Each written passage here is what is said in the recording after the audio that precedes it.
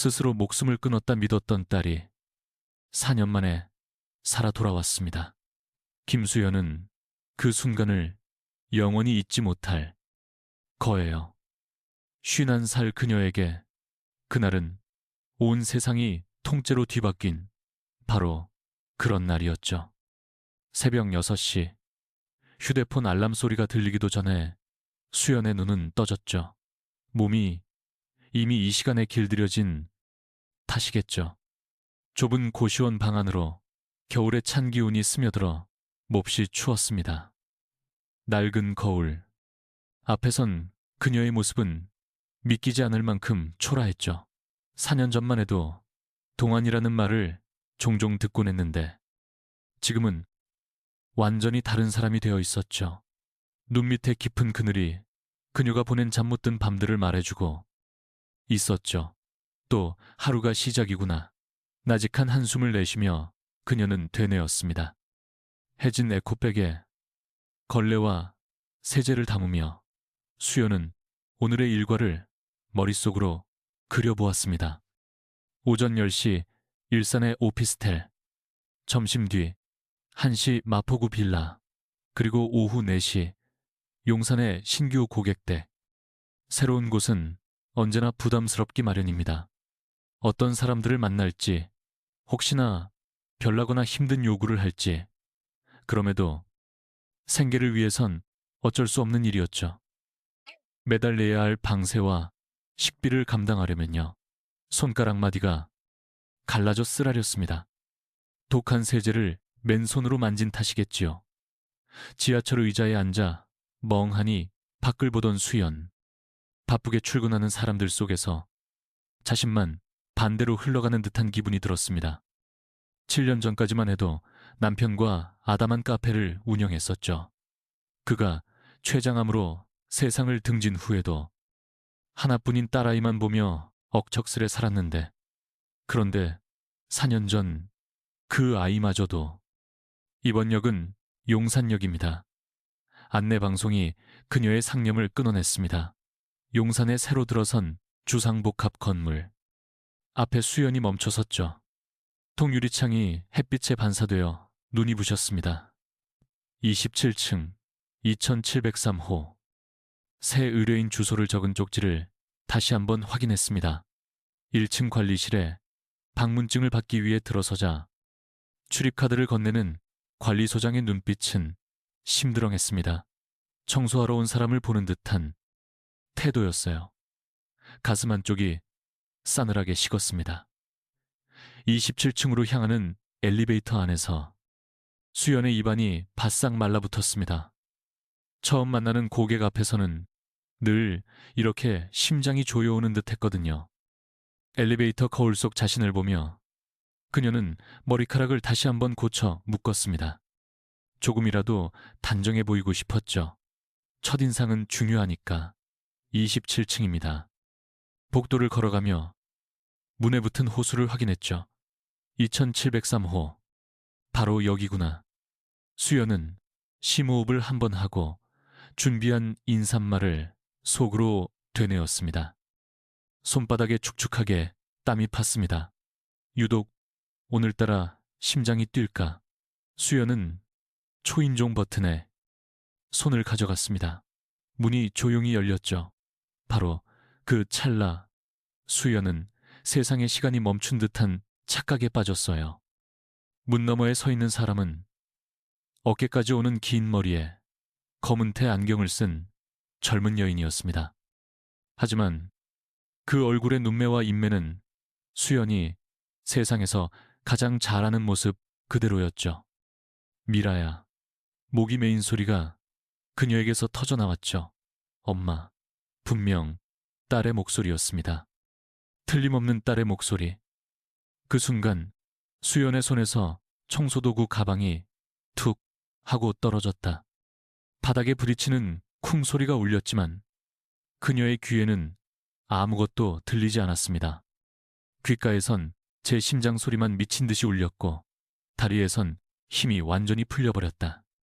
결국 수연은 그 자리에 맥없이 주저앉았다. 심장은 금방이라도 터져버릴 듯 격렬하게 요동쳤다. 가쁜 숨이 턱까지 차올라 호흡조차 힘들었다. 말이 안 돼. 넌 분명 바다에서 4년 전에 그 끔찍했던 날이 눈앞에 생생히 그려졌다. 인천 앞바다에서 건져 올린 딸의 핸드백, 그리고 젖은 운동화와 죄송해요, 엄마. 단 한 줄 적힌 쪽지. 미라야, 정말 너인 거니? 살아있었던 거야? 뜨거운 눈물이 봇물 터지듯 흘러내렸다. 지난 4년간 딸을 그리며 또 자신을 원망하며 삼켜왔던 수많은 밤들이 한꺼번에 덮쳐왔다. 아이의 마지막을 함께하지 못했다는 죄책감, 사랑한다, 더 말해주지 못한 후회. 그런데 지금 바로 그 딸이 눈앞에 살아있었다. 미라의 눈시울 역시 붉게 물들었다. 엄마, 정말 미안해요. 그 한마디는 수연의 심장을 더욱 아프게 후벼 팠다. 죽은 줄로만 알았던 딸이 자신에게 미안하다 말하고 있었기 때문이다. 두 모녀는 문턱을 사이에 두고 하염없이 눈물만 흘렸다. 길고 길었던 4년의 세월, 그만큼 쌓여온 그리움과 서름이 눈물과 함께 한꺼번에 터져나왔다. 여기 이러고 있으면 안 돼요. 미라가 황급히 주위를 살피며 수연의 팔을 잡아 끌었다. 수연은 여전히 이 모든 것이 현실인지 분간이 가지 않았다. 딸에게 이끌려 집 안으로 들어서는 순간 수연은 딸의 손길에서 전해지는 온기를 느꼈다. 따뜻했다. 정말로 살아있었다. 그러나 그와 동시에 수만 가지 질문이 머릿속을 헤집어 놓기 시작했다. 대체 왜 4년 동안 아무 연락이 없었을까? 어떻게 살아남은 것이며 왜 하필 지금 이런 모습으로 나타난 것일까? 수연에게는 지옥처럼 길었던 4년의 터널이 끝나는 순간이었다. 허나 그것은 또 다른 미스터리의 시작을 알리는 순간이기도 했다. 문이 닫히고 집안에는 숨 막히는 침묵만이 감돌았다. 수연은 여전히 믿기지 않는다는 얼굴로 딸을 멍하니 바라볼 뿐이었다. 미라는 그런 어머니를 소파에 앉히고 물 한 잔을 건넸다. 천천히 마셔요, 엄마. 미라의 말에 물컵을 받아드는 수연의 손이 걷잡을 수 없이 떨려왔다. 컵을 입가로 가져가려 했지만 손목에 힘이 들어가지 않았다. 미라가 다가와 조심스레 어머니의 손을 감싸쥐고 물을 마실 수 있게 도왔다. 차가운 물이 목을 적시자 그제야 수연은 조금씩 정신이 돌아왔다. 미라야, 정말 너 맞니? 수연은 아주 작은 속삭임으로 겨우 물었다. 이 모든 것이 한낱 꿈일까봐, 조금이라도 목소리를 높이면 사라져버릴까봐 두려운 탓이었다. 미라는 어머니의 손을 제 두 손으로 꼭 감쌌다. 네, 엄마, 저예요. 미라. 그 음성을 확인한 순간 수연의 눈에선 참았던 눈물이 다시금 터져 나왔다. 꼬박 4년 동안 단 한 번도 듣지 못했던 그리운 딸의 목소리였다. 수연의 뇌리에 4년 전 그날의 기억이 다시금 선명히 떠올랐다. 결코 잊을 수 없는 바로 그날이었다. 그날의 시작 역시 여느 때와 다름없이 평범했다. 아침 7시 딸 미라는 출근 준비로 분주한 모습이었다.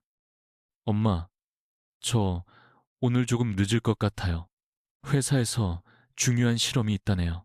당시 23살이던 미라는 금명화학에 신입사원으로 입사한 지 이제 겨우 8달째였죠. 화학공학과를 졸업하고 그토록 꿈꾸던 그 회사에 합격한 딸이 얼마나 자랑스러웠는지 모릅니다. 그래, 조심해서 다녀오렴. 아침은 먹고. 가야지. 수연이 급히 달걀 프라이라도 해주려 했지만 딸은 어느새 가방을 맨 채였습니다. 저 괜찮아요. 회사 근처에서 사 먹을게요. 현관문 앞에서 신을 신던 미라가 문득 고개를 돌렸습니다. 엄마, 사랑해요. 그 말이 딸이 남긴 마지막 말이 될 줄 어찌 알았을까요? 수연은 그저 설거지를 하느라 손만 대충 흔들어 주었을 뿐입니다. 돌이켜보면 그것만큼 가슴을 치는 후회도 없었죠. 사흘이 지나도록 미라에게서 아무런 연락이 닿질 않았습니다. 처음엔 회사 일이 고되어 그런가 보다 하고 넘겼습니다. 허나 미라는 아무리 눈코 뜰 새 없이 바빠도 온종일 연락 한 통 없는 아이가 아니었습니다. 수연의 심장이 점차 불안하게 울리기 시작했습니다. 휴대폰을 손에 쥔 채 미라의 번호를 수십 번이고 눌러보았지만 돌아오는 건 차가운 침묵뿐이었죠. 네, 금명화학입니다. 마침내 수연이 딸의 회사로 전화를 건 때였습니다. 혹시 김미라 사원의 어머님이신가요? 수화기 넘어 인사팀 직원의 목소리는 조심스러움으로 가득했습니다. 네. 그런데 무슨 일이죠? 죄송하지만 김미라 사원이 사흘 전부터 출근을 하지 않고 있습니다. 혹시 어디가 편찮으신 건 아닌가요? 그 말을 듣는 순간 수연의 눈앞이 캄캄해졌습니다. 미라가 회사에 안 나갔다고? 그렇다면 내 딸은 사흘 내내 어디에 있었단 말인가? 그날 이후 수연은 정말 반쯤 미친 사람처럼 딸을 찾아 헤맸습니다. 친구들에게 쉴 새 없이 전화하고 아이가 즐겨 찾던 카페를 뒤지고 심지어는 대학교 동기들에게까지 연락을 돌렸습니다. 그러나 미라의 행방을 아는 사람은 아무도 없었죠. 경찰서에 신고하러 갔지만 성인이 고작 사흘 연락이 두절된 것으로는 실종 신고 접수가 힘들다는 말뿐이었습니다. 조금만 더 기다려보세요. 금방 연락이 올 겁니다. 그 경찰관의 말이 얼마나 공허하고 무책임하게 들렸던가. 그리고 일주일 뒤 수연의 휴대폰이 울렸습니다. 낯선 번호, 인천경찰서에서 걸려온 전화였습니다. 김미라 씨, 보호자 되십니까? 그 한마디에 수연은 다리에 힘이 풀렸습니다. 불길한 예감, 모든 것을 직감한 순간이었습니다. 네, 제가 엄마예요. 인천 월미도 인근 해변에서 따님으로 추정되는 분의 소지품이 발견되어 연락드렸습니다. 확인차 와주실 수 있겠습니까? 수연은 곧장 인천으로 달려갔습니다. 차가운 바닷가 방파제 위엔 미라의 흔적들이 흩어져 있었습니다. 회사에 매일 들고 다니던 그 검은 가방, 아이가 즐겨 신던 하얀 운동화 한 짝까지, 그리고 이것도 따님 물건이 맞는지요? 경찰관은 비닐에 담긴 젖은 쪽지 하나를 내밀었습니다. 거기엔 틀림없는 미라의 글씨가 적혀 있었습니다. 죄송해요, 엄마. 더는 버틸 수가 없어요. 그 쪽지를 읽는 순간 수연은 그 자리에서 그대로 정신을 잃고 말았습니다. 눈을 떴을 땐 병원 응급실이었죠. 따님께서 스스로 목숨을 끊으신 것 같습니다. 의사의 차가운 말이 귓가에 계속 맴돌았습니다. 자살이라니? 내 딸 미라가 그토록 밝고 긍정적이던 아이가 안타깝게도 시신은 찾지 못했습니다. 조류가 워낙 거세서 아마 수연은 더는 듣고 있을 수가 없었죠. 미라의 장례는 결국 시신도 없이 치러졌습니다. 텅 빈 관 앞에서 수연은 통곡했습니다. 딸의 마지막 모습도 보지 못한 채 보내야 한다는 것이 너무나 가슴을 후벼 팠습니다. 장례식장을 찾은 조문객들 역시 똑같은 말을 되뇌었죠. 미라가 대체 왜 그런 선택을 그랬을까요? 직장 생활이 많이 힘들었나 봐요. 어머님, 너무 자책하지 마세요. 허나 수연은 스스로를 용서할 수가 없었죠.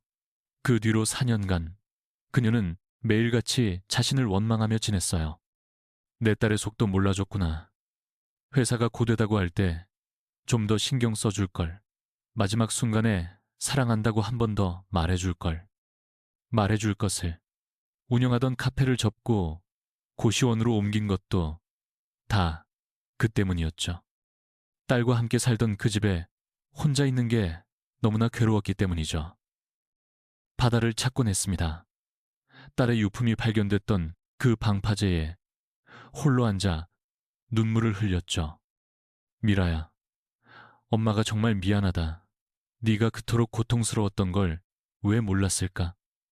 매서운 바닷바람이 뺨을 스칠 때마다 내 딸도 이리 추웠을까 하는 생각에 심장이 찢어지는 듯 했습니다. 넌 마지막에 무슨 생각을 했을까? 엄마, 얼굴이 그립지는 않았을까?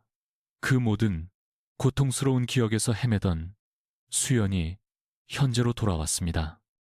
소파에 앉은 채 수연은 딸의 손을 놓지 못하고 있었죠.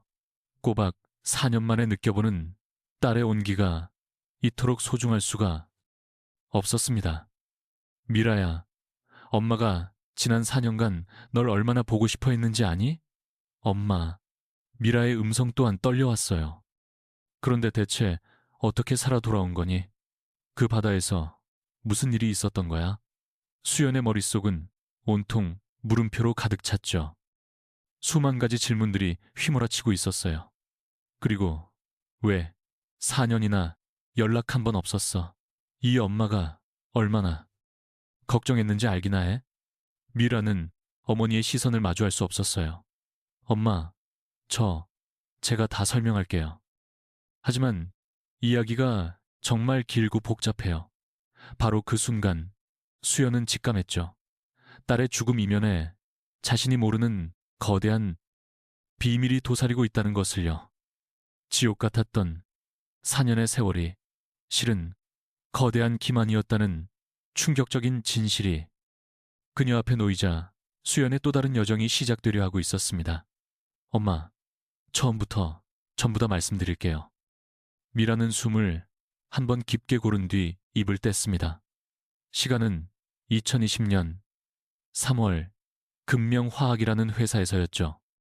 한 중견 화학회사에서 모든 사건의 발단이 될 일이 시작되고 있었습니다.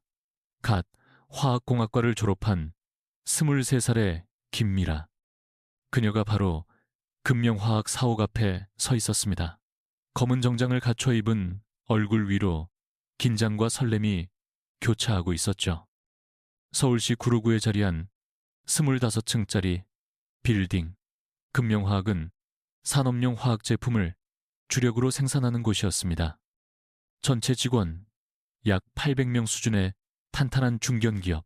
미라에게는 그야말로 꿈에 그리던 직장이었죠. 수십 번의 입사 지원과 여러 차례의 면접 끝에 간신히 합격한 곳이었으니까요. 신입사원 김미라 씨 맞으시죠?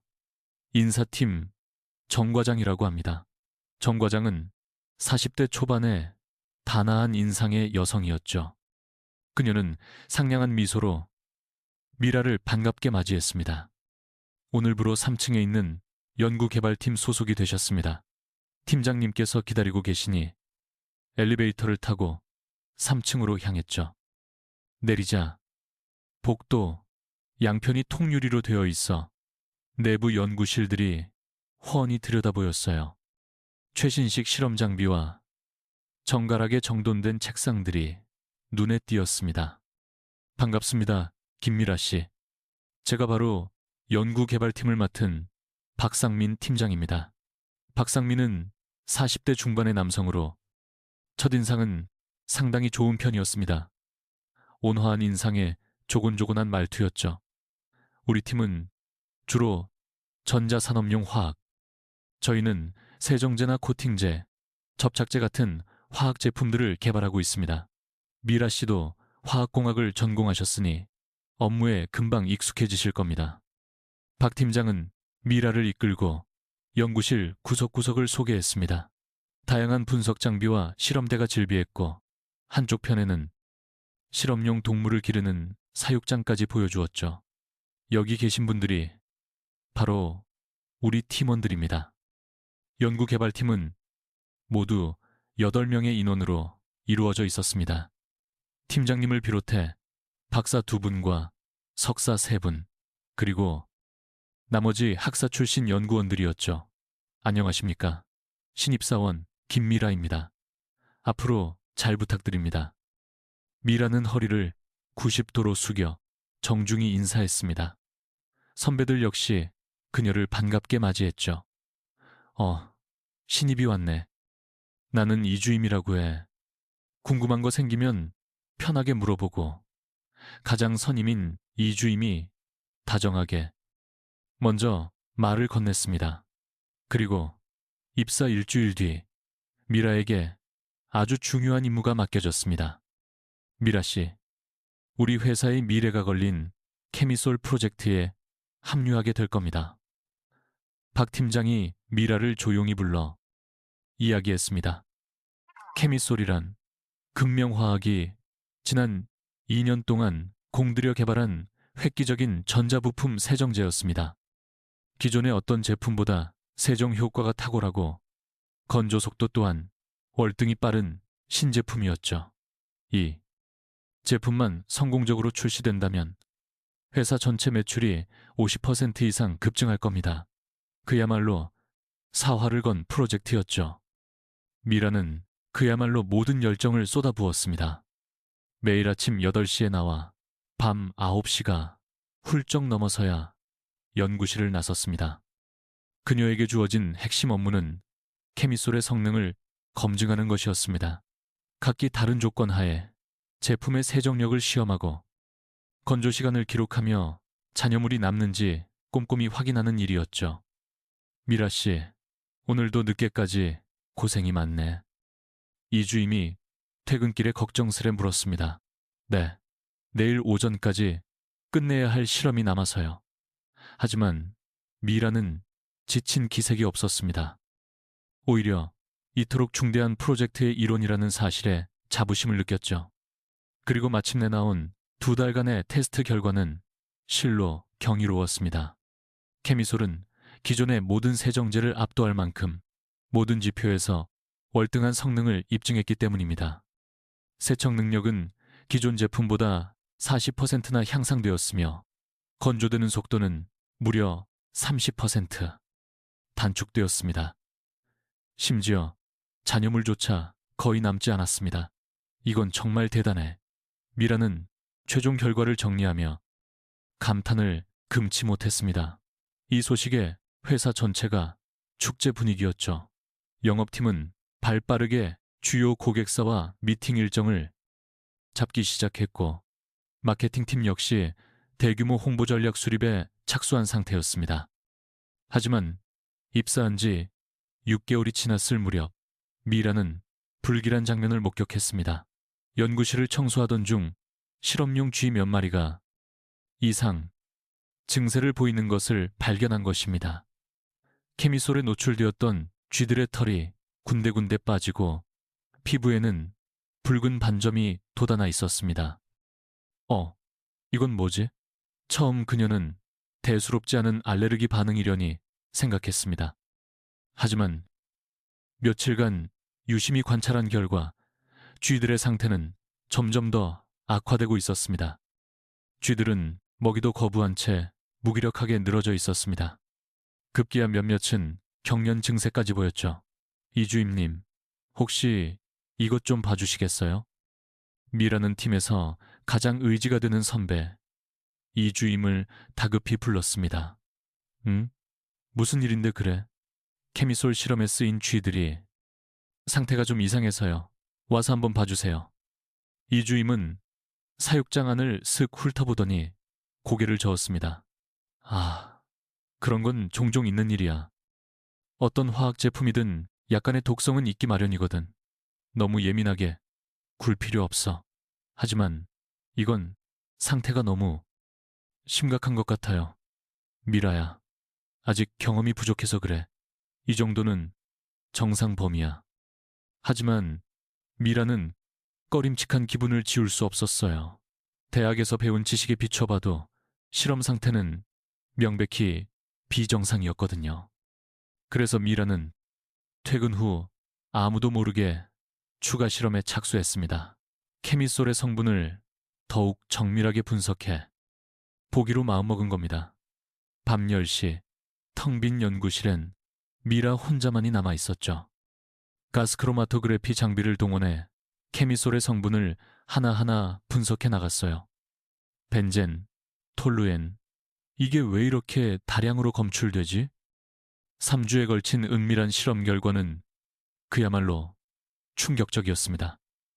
케미솔에서는 벤젠, 톨루엔, 자일렌 같은 발암 물질이 안전기준치의 2~3배를 초과하여 검출되었어요. 게다가 이 위험 성분들은 제품 성분표 그 어디에도 기재되어 있지 않았던 겁니다. 이건 시한폭탄이나 다름없잖아. 미라는 손끝이 떨려왔어요. 만약 이 물건이 그대로 시중에 풀린다면 수많은 공장 근로자들이 이 독성 물질에 그대로 노출될 것이라는 끔찍한 상상이 스쳤기 때문이죠. 미라는 모든 실험 데이터를 빈틈없이 정리하기 시작했습니다. 그래프와 도표, 그리고 실험 현장 사진까지 전부 하나의 USB에 담았습니다. 자료는 명백한 증거였어요. 케미솔은 의심의 여지 없이 인체에 치명적인 제품이었습니다. 이걸 어떻게 해야 할까? 미라는 며칠 밤을 꼬박 세우며 고민했습니다. 갓 들어온 신입인 내가 이 문제를 제기할 수 있을까? 혹시 회사에서 찍혀 쫓겨나면 어떡하지? 허나 그녀의 양심이 결국 이겼습니다. 팀장님, 드릴 말씀이 있습니다. 미라는 떨리는 가슴을 안고 박 팀장에게 향했습니다. 그래, 무슨 일인데 그래. 케미솔 제품에 대해 말씀드릴 것이 있습니다. 미라는 자신이 밝혀낸 문제점을 차분하게 설명하기 시작했어요. USB에 담긴 객관적인 실험 데이터를 보여주며 케미솔의 치명적인 위험성을 상세히 보고했습니다. 박 팀장의 얼굴은 시간이 갈수록 차갑게 굳어갔죠. 미라 씨, 이 자료 다른 사람에게도 보여줬나? 박 팀장의 첫 질문은 뜻밖이었어요. 아니요. 아무에게도 보여주지 않았습니다. 팀장님께 가장 먼저 말씀드리는 겁니다. 잘했어. 그럼 이 일은 우리 둘만 알고 있도록 하자. 네? 하지만 이 제품은 너무 위험합니다. 당장 출시를 막아야 합니다. 미라 씨, 박 팀장이 그녀의 말을 잘랐습니다. 회사 일이란 게 자네가 생각하는 것처럼 간단하지가 않아. 이 문제는 내가 알아서 처리할 테니 자네는 다른 업무에나 집중해. 미라는 무언가 크게 잘못됐다는 걸 직감했습니다. 팀장의 반응은 상식적으로 납득하기 어려웠거든요. 그리고 며칠 뒤 미라는 더한 충격적인 진실과 마주하게 될 운명이었습니다. 이 문제가 그저 단순한 품질 관리의 실수가 아니라는 것을요. 팀장과 면담이 끝난 후 며칠간 미라는 회사 분위기가 미묘하게 달라졌음을 감지했어요. 자신이 목숨 걸고 문제를 제기했음에도 불구하고 케미솔 출시 준비는 오히려 더욱 박차를 가하고 있었기 때문이죠. 마케팅팀에서는 대규모 광고, 캠페인을 기획했고 영업팀은 굴지의 전자회사들과 대량 공급 계약을 체결하고 있었으니까요. 무언가 잘못되고 있어. 미라는 나지막이 읊조렸습니다. 자신이 밝혀낸 이토록 심각한 결함이 완전히 묵살되고 있다는 현실을 도저히 믿을 수가 없었습니다. 그날 밤 미라는 다시 한번 연구실에 남아 추가 실험을 감행했습니다. 이번에는 더욱 치밀하고 체계적인 방법으로 케미솔의 독성을 증명해내기 위해서였죠. 진행했죠. 실험용 쥐 20마리를 두 집단으로 나눠서 한쪽에만 케미솔을 접촉시켰습니다. 그리고 매일 정해진 시간에 쥐들의 변화를 관찰, 기록했죠. 결과는 분명했습니다. 케미솔에 닿은 쥐들은 날이 갈수록 상태가 나빠졌죠. 털이 빠지고 몸무게가 줄더니 몇몇은 호흡곤란 증세까지 보이기도 했고요. 이건 보통 심각한 독성이 아니야. 미라는 케미솔 성분을 더욱 정밀 분석했죠. 질량 분석기와 분광기까지 동원해 모든 성분을 샅샅이 찾아냈죠. 그 결과 훨씬 충격적인 진실을 마주했어요. 케미솔엔 벤젠과 톨루엔은 물론 포름알데히드와 메틸렌, 클로라이드까지 포함되어 있었죠. 이 물질들은 전부 1급 발암물질이었습니다. 장기간 노출 시 백혈병이나 간암까지 유발할 수 있어 미라의 얼굴이 하얗게 질렸어요. 이토록 위험한 제품이 시중에 풀리면 얼마나 많은 이들이 고통받을지 상상조차 힘들었죠. 어느 늦은 밤, 실험을 끝내고 나오던 미라는 우연히 팀장 책상 위 서류를 보게 됐어요.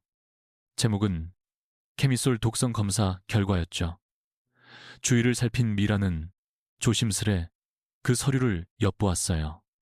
그리고는 경악을 금치 못했죠. 서류엔 자신이 밝혀낸 것과 똑같은 독성 결과가 있었습니다. 심지어 작성일은 무려 6개월 전. 다시 말해 회사에선 이미 케미솔의 위험성을 파악하고 있었다는 의미였죠. 회사에서 이미 알고 있었다니. 서류를 더 깊이 들여다본 미라는 한층 더 충격적인 문구를 발견했습니다. 독성 검사 결과는 비공개, 출시는 강행한다. 시장 점유율 확보를 위한 불가피한 조치. 경영진의 서명이 담긴 이 문서는 케미솔의 위험을 알면서도 고의로 은폐했다는 명백한 증거였습니다. 미라는 손이 떨려오는 것을 느꼈습니다.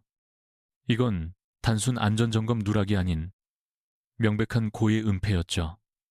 사람들이 고통받고 있다는 걸 알면서도 미라는 이미 케미솔을 쓰는 업체가 있는지 확인했어요.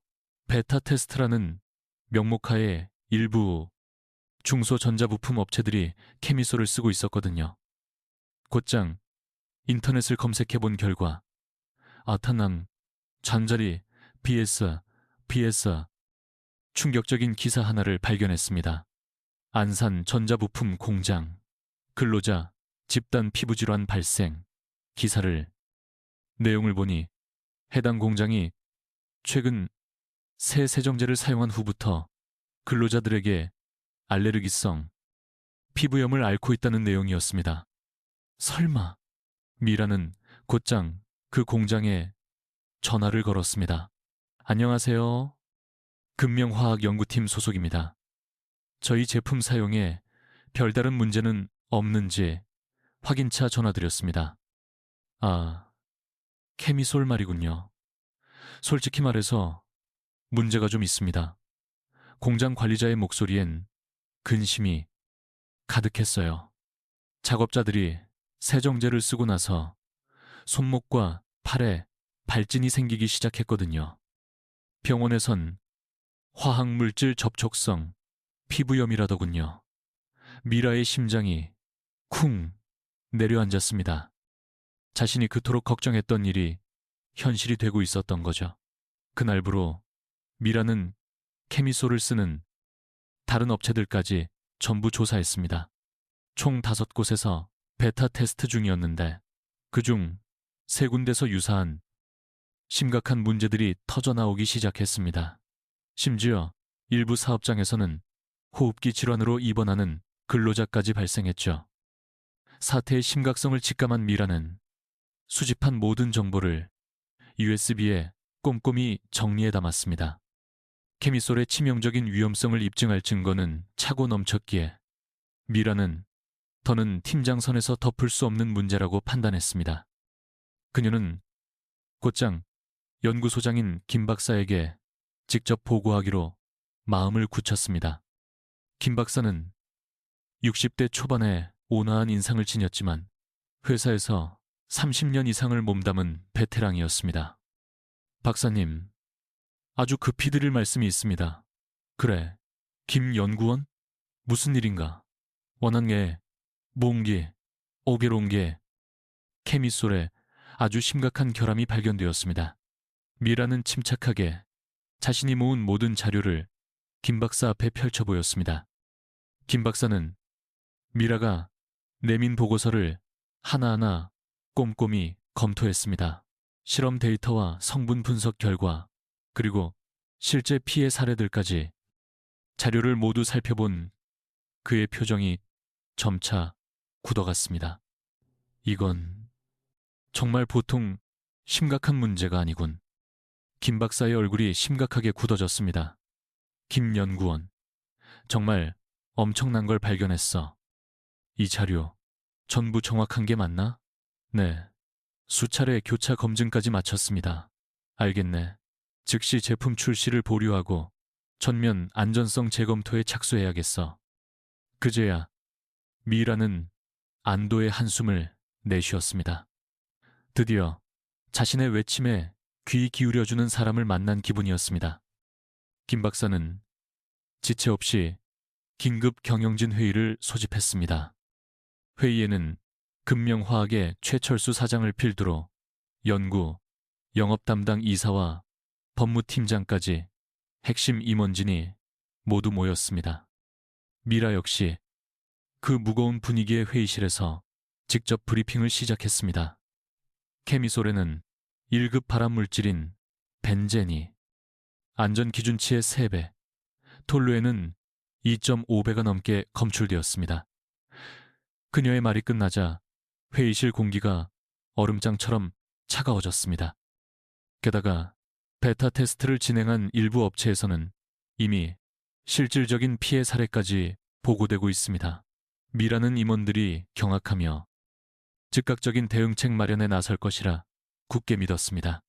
하지만 현실은 그녀의 예상과 완전히 빗나갔습니다. 침묵을 깬 것은 최철수 사장이었습니다.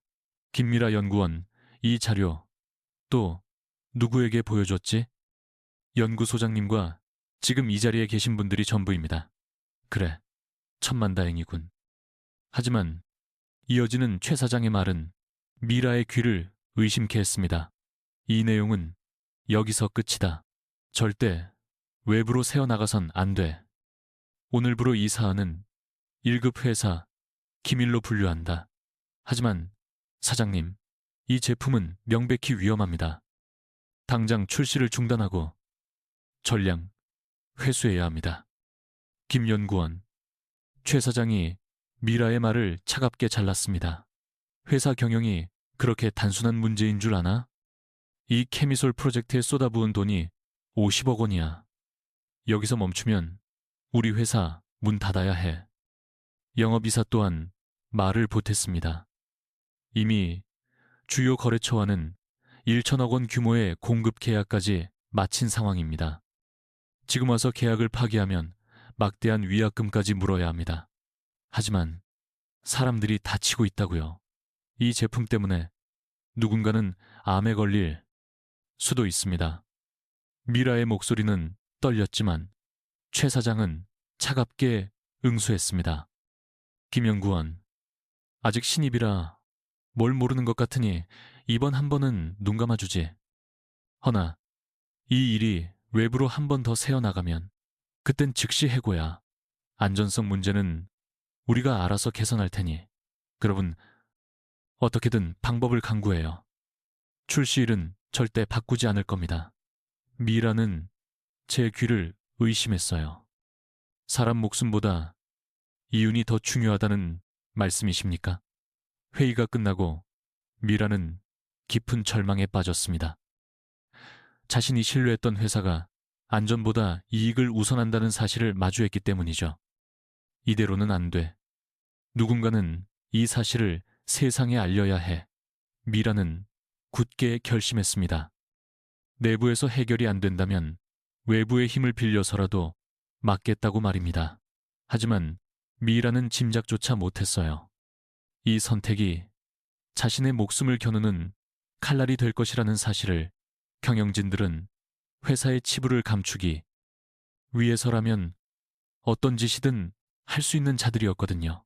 그날 밤 미라는 뜬 눈으로 밤을 새웠습니다.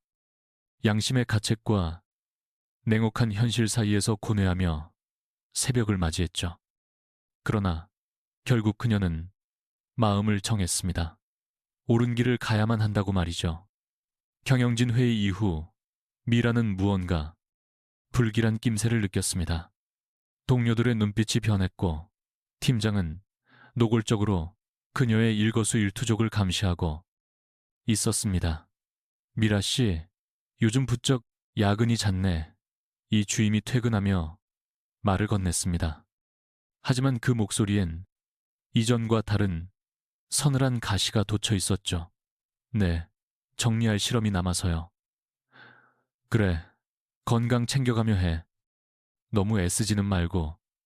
이 주임이 사라진 후에도 미라는 등 뒤의 시선을 떨칠 수 없었습니다.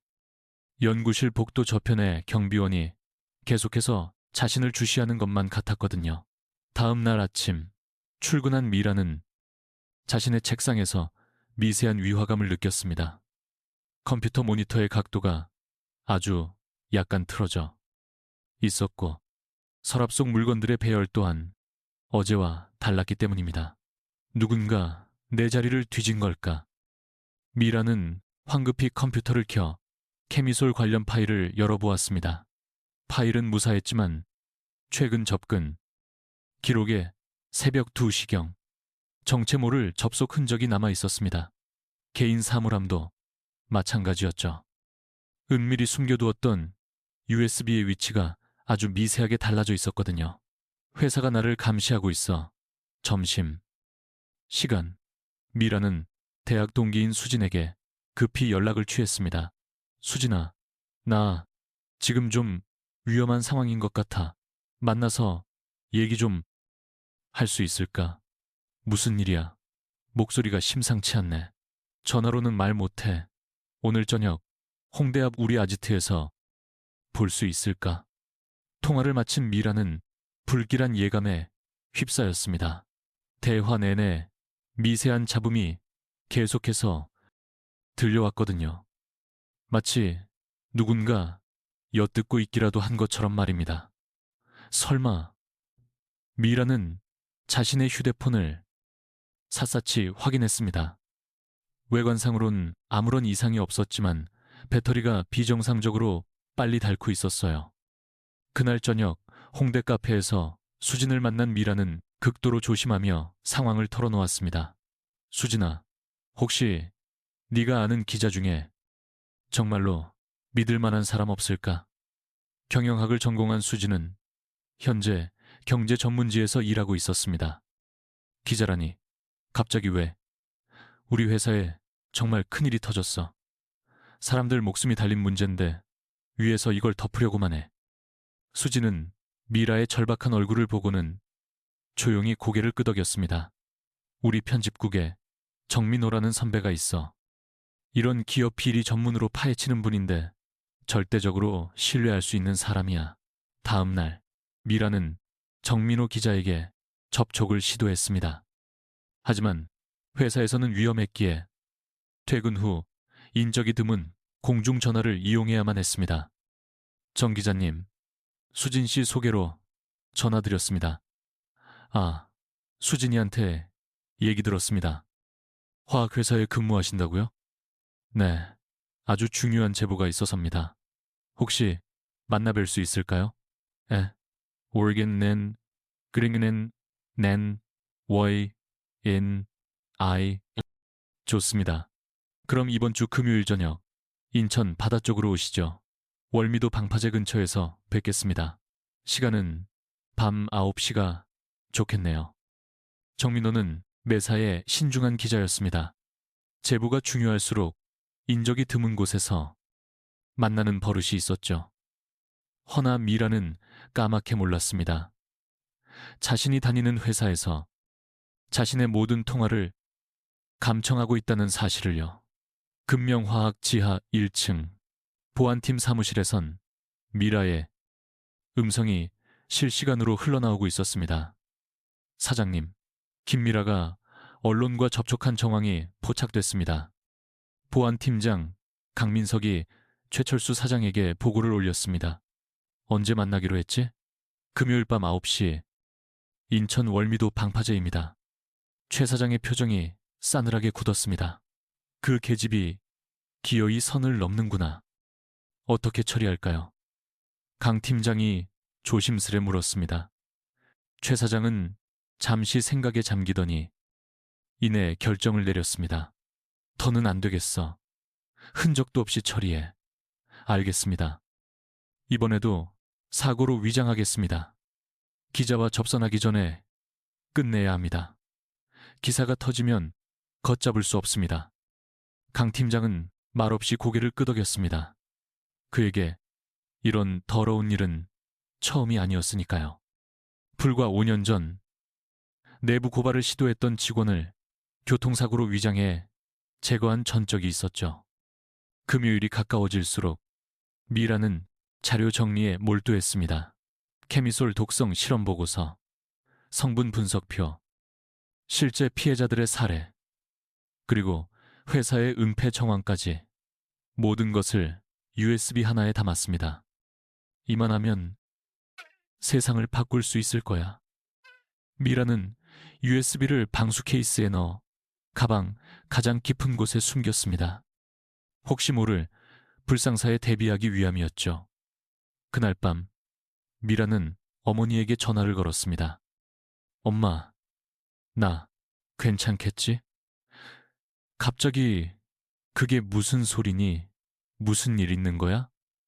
아니에요. 그냥 목소리 듣고 싶어서 전화했어요. 마침내 약속의 날이 밝았습니다.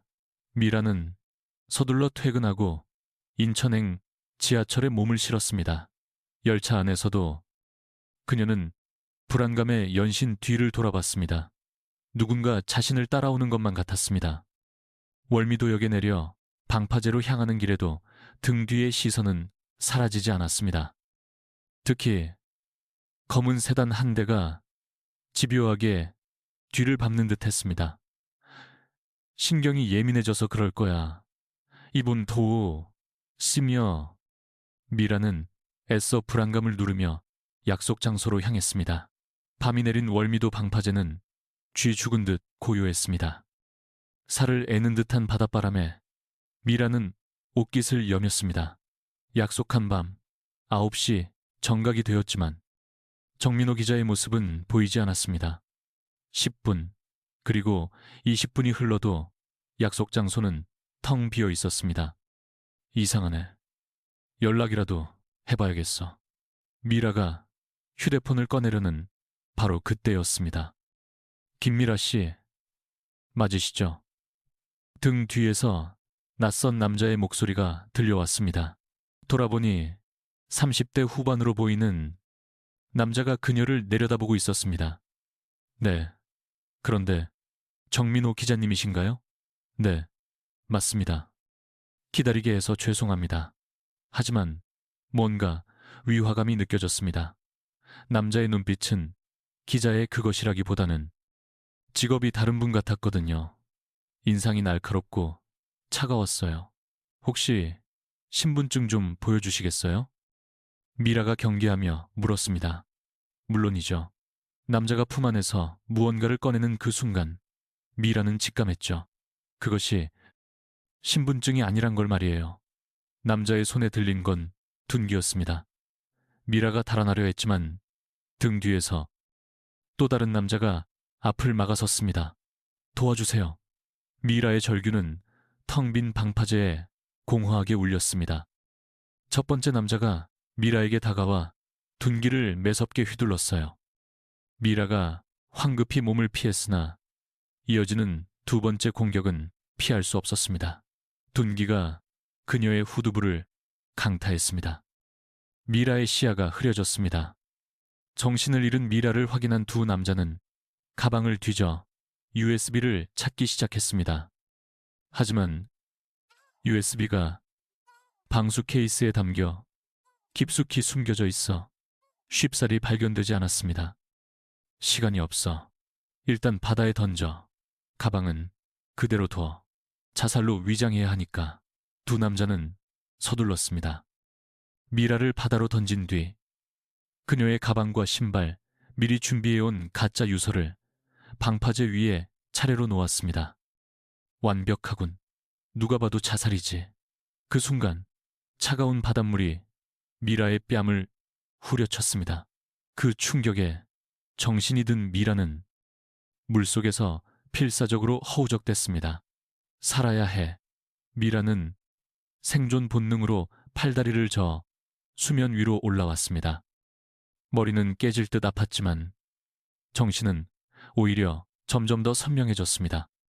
다행히 어릴 적부터 수영을 배운 터라 물이 두렵지는 않았습니다. 하지만 11월의 바다는 살을 내는 듯 차가웠습니다. 방파제로 가야 해. 미라는 가장 가까운 방파제를 목표로 물살을 가르기 시작했습니다. 약 30분을 헤엄친 끝에 미라는 방파제 근처 작은 바위에 간신히 오를 수 있었습니다.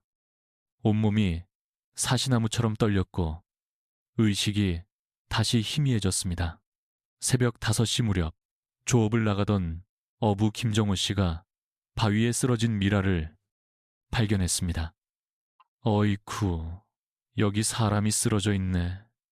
김정호 씨는 서둘러 미라를 자신의 배 위로 옮겼습니다. 아가씨, 정신 좀 차려봐요. 미라는 희미하게 눈을 떴습니다. 제발, 경찰에는 알리지 마세요. 그 말을 끝으로 미라는 그대로 다시 정신을 잃었습니다. 하지만 김정호 씨는 그녀의 간절한 부탁을 들어주기로 했습니다. 분명 복잡한 사정이 있을 거라 짐작했기 때문이죠. 그는 미라를 자신의 집으로 데려가 보살피기로 했습니다. 그렇게 미라의 두 번째 인생이 막 시작되던 순간이었습니다. 하지만 동시에 수연에게는 끔찍한 4년이라는 지옥의 시간이 시작되는 순간이기도 했죠. 새벽 2시, 월미도 방파제는 깊은 정적에 잠겨 있었습니다. 미라를 바다에 던진 두 남자는 치밀하게 자살 현장을 꾸미기 시작했습니다. 보안팀장 강민석이 직접 준비한 소품들을 하나씩 배치하기 시작했습니다. 미라의 검은색 가방은 방파제 끝에 하얀 운동화 한 짝은 바위 틈에 끼워 넣었습니다. 유서는 어디에 둘까요? 부하 직원이 묻자 강 팀장이 지시했습니다. 가방 안에 넣어 물에 젖어도 글씨는 보이게. 강 팀장은 미리 써온 가짜 유서를 비닐에 담아 바닷물에 살짝 적신 뒤 가방 깊숙이 밀어 넣었습니다. 엄마, 미안해요. 더는 버틸 힘이 없어요. 미라. 다음 날 아침 6시 무렵 조깅을 하던 한 시민이 방파제에 놓인 미라의 소지품을 발견했습니다. 이게 뭐지? 50대 남성 박영수 씨였습니다. 씨는 바닥에 놓인 가방과 신발을 보고 즉시 112에 신고했습니다. 신고합니다. 월미도 방파제에서 자살로 보이는 흔적을 발견했습니다. 20분 뒤 인천 중부경찰서 경찰관들이 현장에 도착했습니다. 김영태 경위는 현장을 살피며 조용히 고개를 끄덕였습니다. 전형적인 투신 현장이군. 인천 중부경찰서는 미라의 신원 파악을 위해 가방, 속을 뒤졌습니다. 지갑에서 신분증이 나왔고 젖은 쪽지에서 유서 또한 발견되었습니다. 김미라, 24살, 서울 마포구 거주, 직업은 금명화학연구원이군. 김영태 경위는 곧장 주민등록상 주소지로 전화를 걸었지만 어머니 수연에게는 연락이 닿지 않았습니다. 결국 회사인 금명화학으로 연락을 했습니다. 금명화학에서 그 전화를 받은 이는 박상민 팀장이었습니다. 경찰에게서 미라의 비보를 전해들은 그는 완벽한 거짓 연기를 시작했습니다. 말입니까? 혹시 최근 업무 스트레스나 다른 고민거리가 있었습니까? 글쎄요. 최근 들어 부쩍 힘들어 보이긴 했습니다만 설마 그런 극단적인 선택을 했을 줄은. 박 팀장은 정말로 충격을 받은 듯 목소리를 떨었습니다. 정말 안타까운 일이군요. 오전 10시 청소 일을 마치고 막 돌아온 수연에게 경찰서에서 전화가 걸려왔습니다. 실례지만 김미라 씨 어머님 되십니까?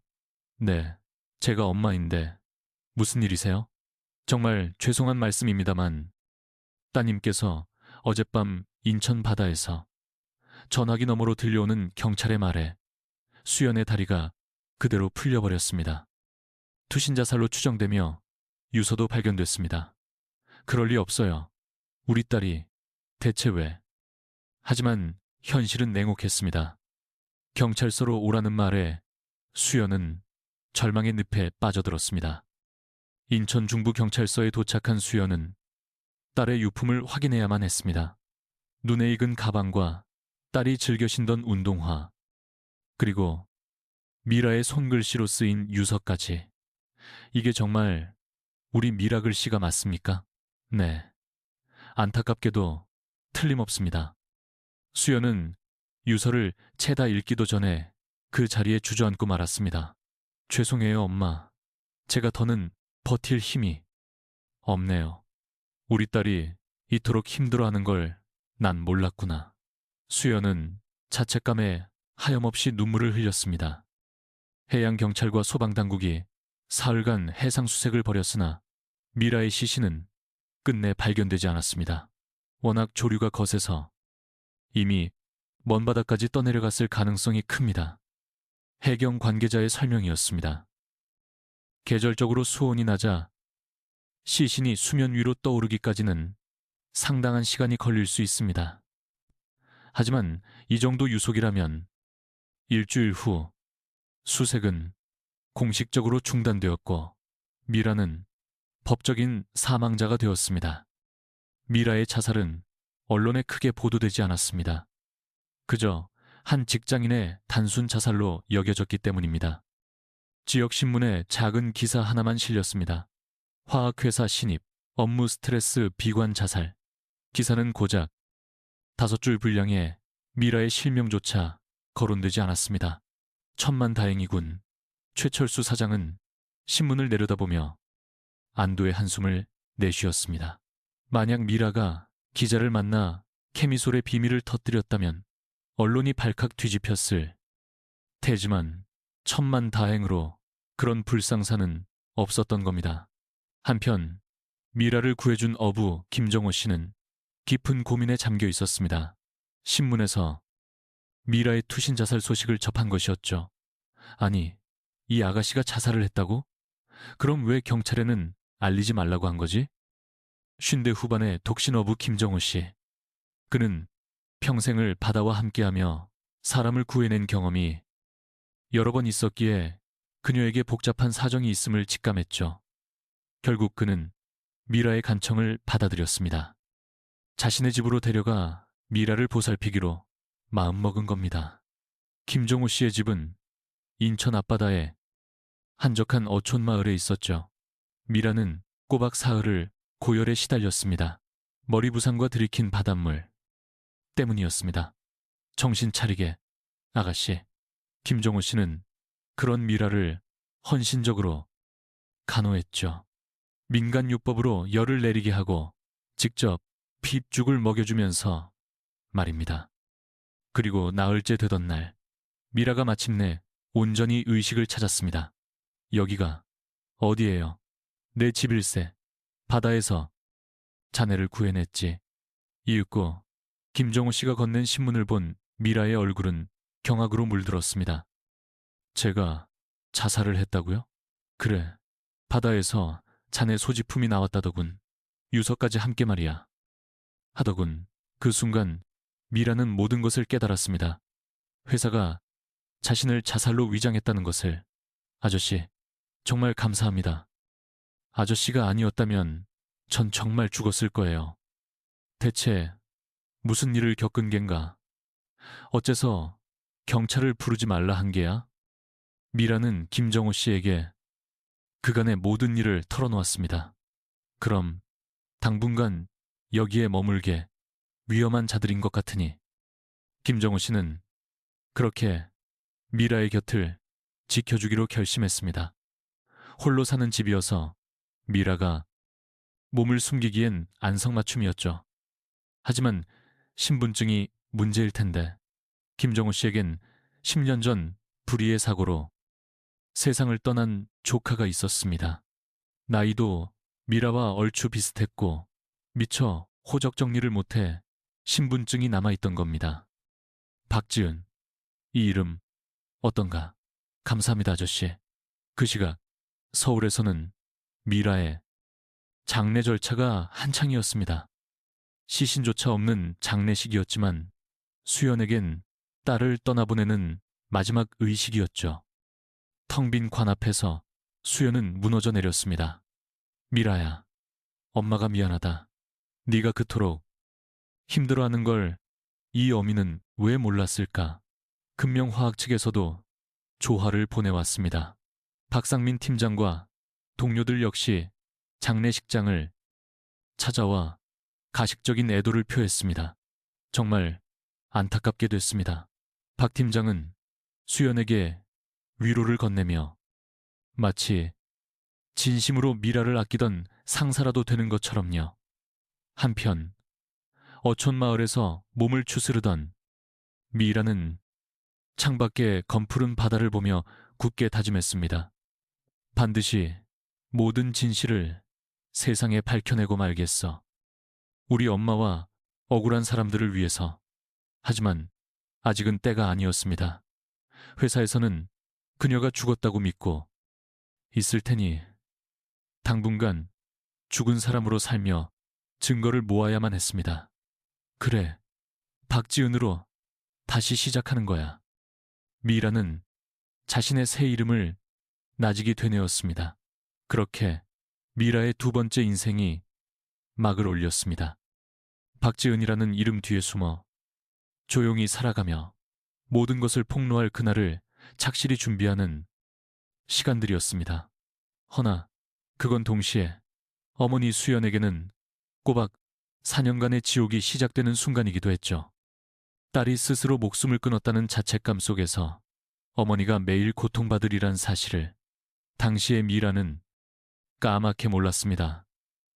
김정호 씨는 미라를 보며 나직이 한숨을 내쉬었죠. 언젠가는 가족 품으로 돌아가야 할 텐데 언제까지고 이렇게 숨어 지낼 수는 없는 노릇이야. 미라 역시 그 사실을 알고 있었습니다. 하지만 일단은 생존하는 것이 최우선 과제였습니다. 그리고 자신을 해하려 한 자들에게 정의의 심판을 내리는 것 또한 중요했죠. 그렇게 미라의 두 번째 삶은 바로 그 거친 바다에서 시작되었습니다. 인천 연안의 소박한 어촌 해평리. 김정호 씨의 거처는 바다가 한눈에 들어오는 언덕에 자리하고 있었습니다. 미라는 박지은이라는 새 이름으로 그곳 생활을 시작했습니다. 첫 며칠간은 오직 몸의 상처를 보듬는 데만 전념했죠. 머리의 상처는 예상보다 깊었고 다량의 바닷물을 삼킨 탓에 폐에도 염증이 번진 상태였습니다. 차츰 괜찮아질 게다. 서두르지 말거라. 40년 세월을 바다와 함께한 사내답게 김정호 씨는 인내심이 깊었습니다. 그는 미라가 온전히 두 발로 설 수 있을 때까지 지극정성으로 보살폈습니다. 허나 육신의 상처보다 마음의 흉터가 더 깊었죠. 칠흑 같은 밤마다 미라는 어머니 수연을 떠올렸습니다. 지금쯤 우리 엄마는 얼마나 애통해하고 계실까?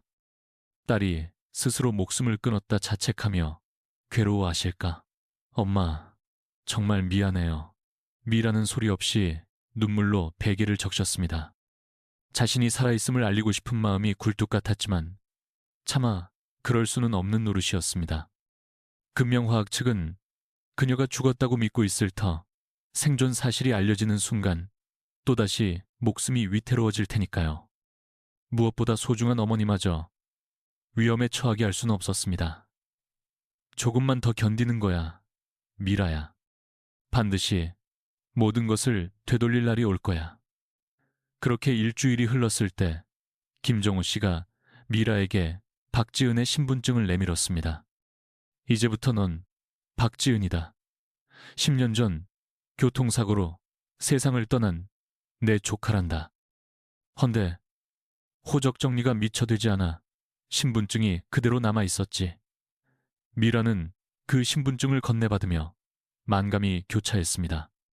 타인의 이름과 인생을 빌려 살아간다는 것은 결코 쉬운 일이 아니었기 때문입니다. 언젠가 다시 김미라로 살아갈 날이 오겠죠. 당연하지. 그날까지 이건 내가 잘 간수해 두마. 김정호 씨는 미라의 본래 신분증을 은밀한 곳에 보관했습니다. 그리고 2주가 흐르자 미라는 마을에 서서히 섞여들기 시작했어요. 해평리는 주민이 200명 남짓한 자그마한 마을로 주민 대다수가 어업으로 생계를 꾸리고 있었습니다. 정호 양반, 이 처자가 말로만 듣던 조카구먼. 마을 이장인 박순덕 씨가 다가와 물었습니다. 예, 서울에서 지내다 몸이 영 안 좋아져서 바람 쐬러 잠시 내려왔습니다. 김정호 씨는 준비해둔 대답을 능숙하게 꺼냈습니다. 마을 사람들의 인심은 순박했습니다. 박지은이 어떤 연유로 이곳에 왔는지 꼬치꼬치 캐묻는 이가 없었죠. 오히려 오랜만에 마을에 들어온 젊은 기운을 진심으로 반기는 분위기였습니다. 한 달이 지났을 무렵 미라는 김정호 씨의 뱃일을 돕기 시작했습니다. 새벽 4시에 눈을 떠 배를 정비하고 망망대해로 나아가 그물을 걷어 올리는 일이었습니다. 처음엔 고됐지만 몸은 점차 그 생활에 길들여졌습니다. 화학연구원으로 살던 지난날과는 정반대의 삶이었지만 역설적이게도 마음 한편은 더없이 평온해졌습니다. 지은아, 그물은 항상 조심해서 걷어야 한다. 예, 아저씨. 미라는 박지은이라는 이름이 불리는 것에도 조금씩 무뎌져 갔습니다. 하지만 평온한 일상 속에서도 마음 깊은 곳에서는 복수의 칼날이 번뜩였습니다. 마을에서 인터넷이 되는 곳은 PC방이 유일했죠. 미라는 일주일에 한 번 그곳을 찾아 바깥 세상의 소식을 조심스럽게 확인하곤 했습니다. 그녀의 시선이 가장 먼저 그리고 가장 집요하게 향하는 곳은 언제나 금명화학 관련 소식이었습니다. 케미솔의 행방과 회사에서 벌어지는 일들을 꼭 알아야만 했습니다. 그러나 이내 충격적인 소식을 접하게 됐습니다. 케미솔의 국내 시장 점유율이 60%를 넘었다는 기사였죠. 케미솔은 상상 이상으로 엄청난 성공을 거두고 있었고 파고들수록 사태는 심각했습니다. 케미솔을 쓰는 공장이 전국적으로 확산되면서 정체불명의 피부병과 호흡기 질환에 시달리는 근로자들 또한 급증하고 있었어요.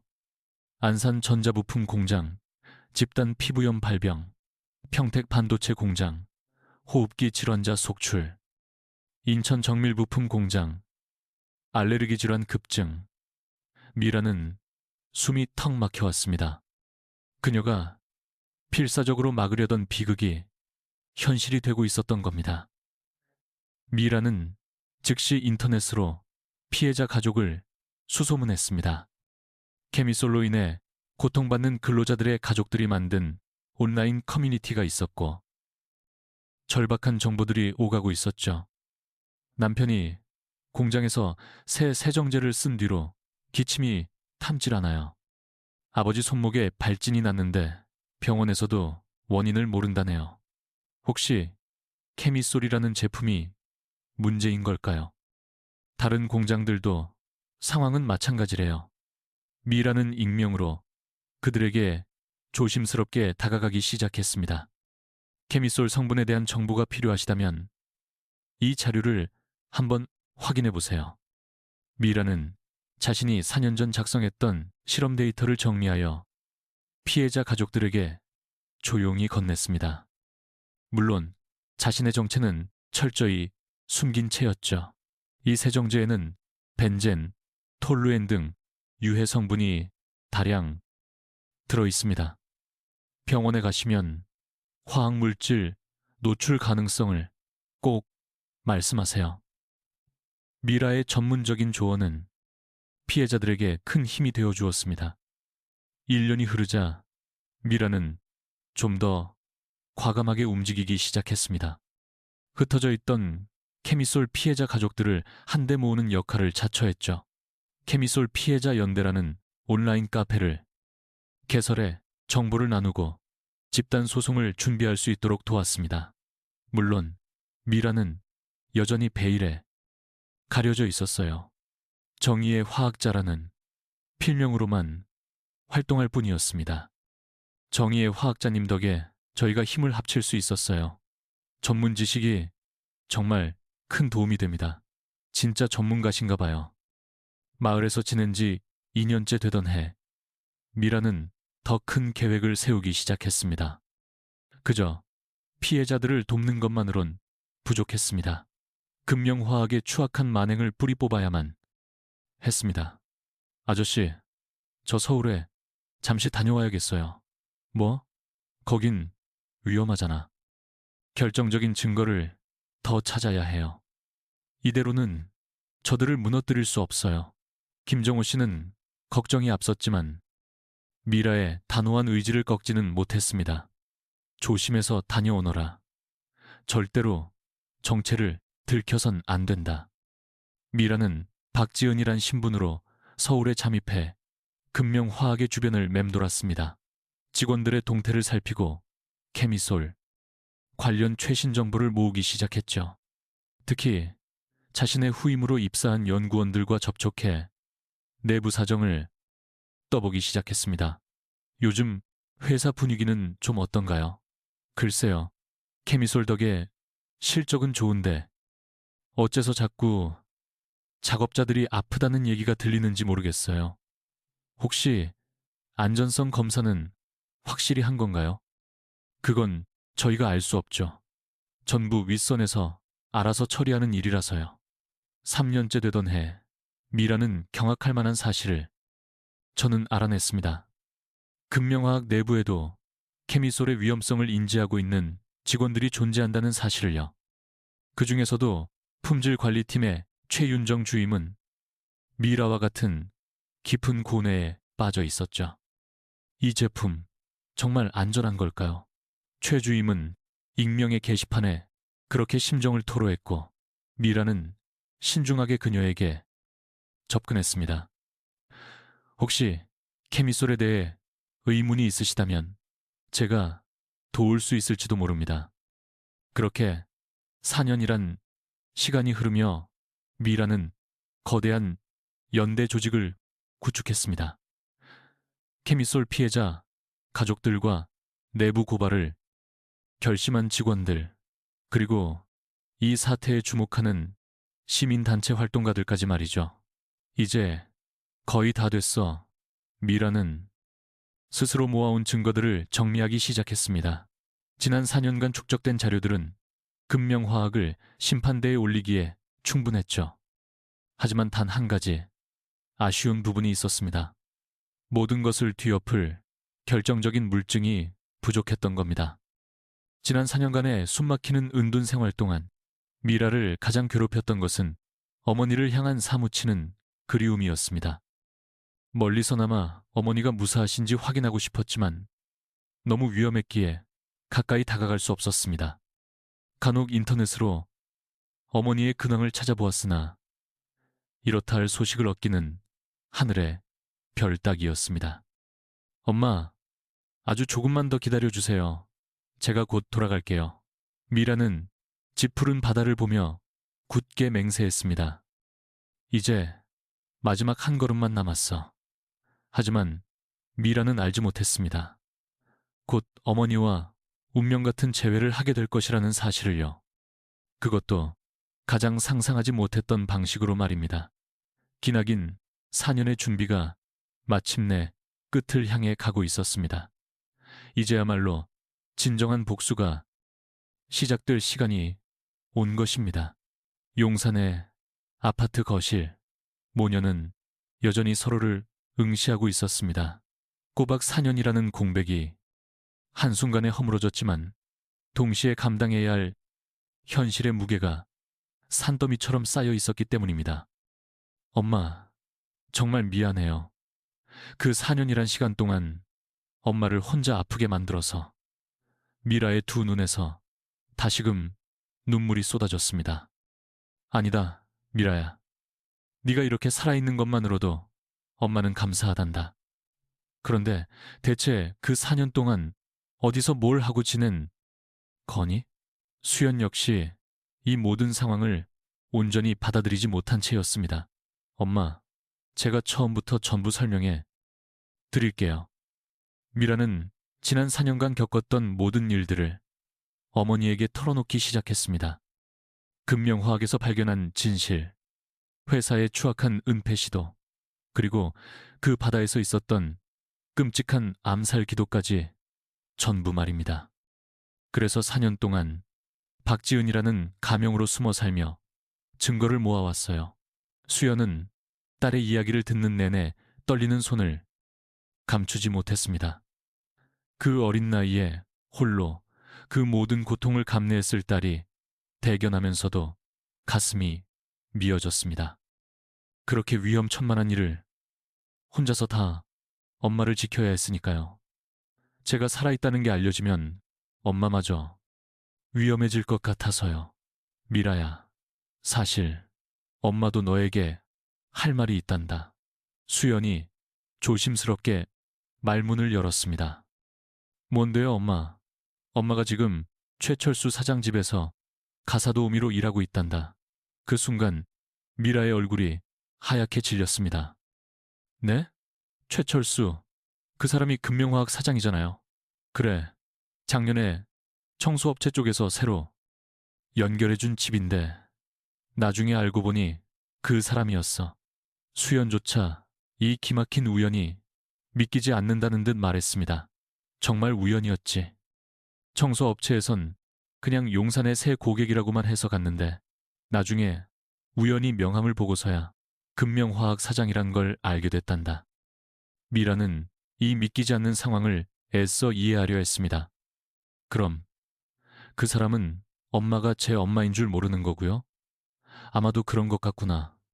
단순히 청소하는 분으로만 여기는 듯 했지만 미라의 마음속에는 의심의 그림자가 가시지 않았습니다. 이게 정말 그저 우연일까요? 어쩌면 최철수가 이미 모든 걸 알아챈 건 아닐까요? 엄마, 그렇다 해도 이건 하늘이 주신 기회예요. 미라의 두 눈은 결심으로 굳게 빛나고 있었습니다. 엄마가 그의 집에 제약 없이 드나들 수 있다는 건 엄청난 무기예요. 하지만 그만큼 위험하잖니. 만에 하나 들키기라도 하면 어쩔 셈이야? 엄마는 늘 하던 대로만 하세요.